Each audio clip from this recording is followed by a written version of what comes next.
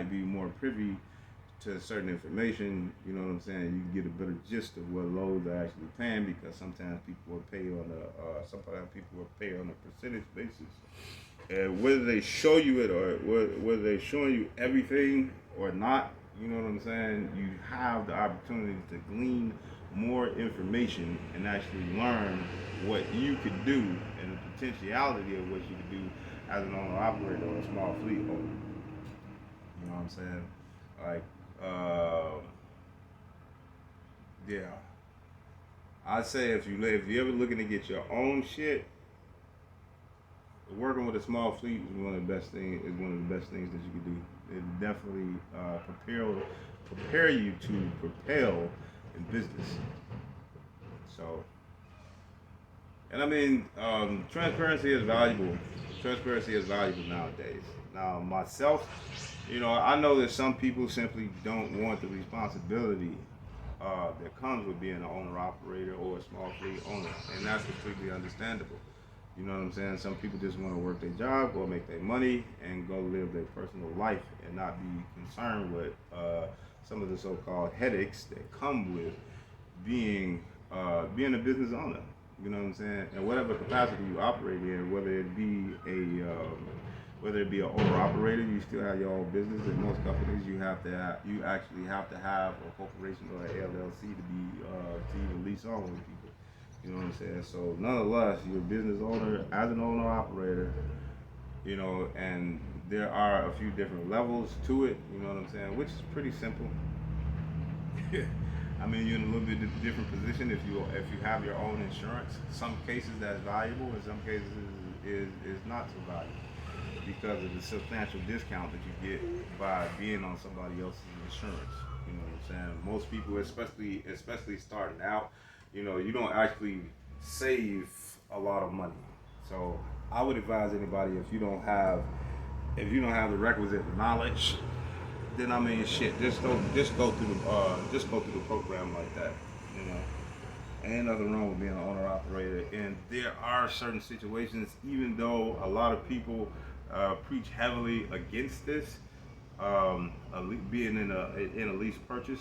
You know what I'm saying? You really want to know the parameters of that lease purchase. You know what I'm saying? If you understand something, that you want to understand something about the business and understand where your money is going. You know what I'm saying? If you treat it, you could be an owner operator and treat it, and the company may treat you like you just a fucking driver. And if that happens, you pretty much will screw yourself. But just say plainly, you don't have to do it like that. I've done a lease purchase. It was shitty. I paid more for the truck than I needed to. It's easier, even though you spend more money. It's easier when you know what the hell you're doing to actually just buy your trucks outright.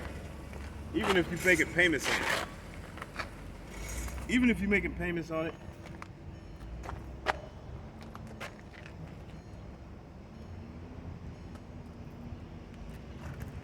to not be paying all of that extra money, shit. Like I said, the name of the game is saving money. Make more money by saving money.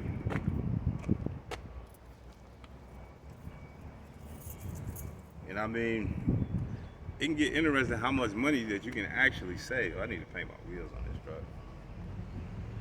Time to paint them again. It's also time to go and give me a wash. Who is that?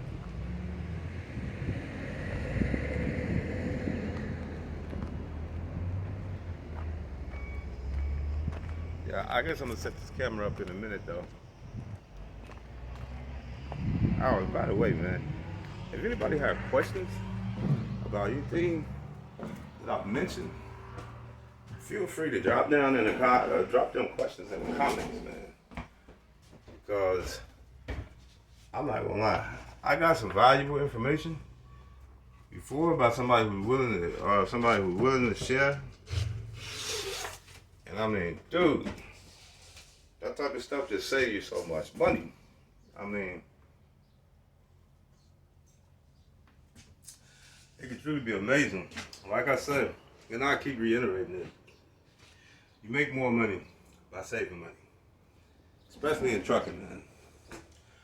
I mean, I would venture to say that that goes for a lot of different industries. You know what I'm saying? That'd be the name of the game. You make more money by saving money, and I mean that's just true. Ain't no way to, ain't no way to really get around that. And I mean, just being conscious of what you can do when you saving money. You know what I'm saying? You look for avenues to put your money into. That little saving them little nickel and dimes, you know, can actually make you a lot of money. It can make you a lot of money. Oh, damn. Well, I guess I'm probably gonna do this on the. I'll probably end up doing this on somewhere on a weekly or daily basis or something like that. You know what I'm saying? I do appreciate any questions or input and stuff like that. You know, for one, it just give me more stuff to talk about and value to share. And I mean, that type of stuff is just always a good thing. It's just always a good thing. You know what I'm saying? Be prepared. Having the knowledge behind you, man. And it's not even like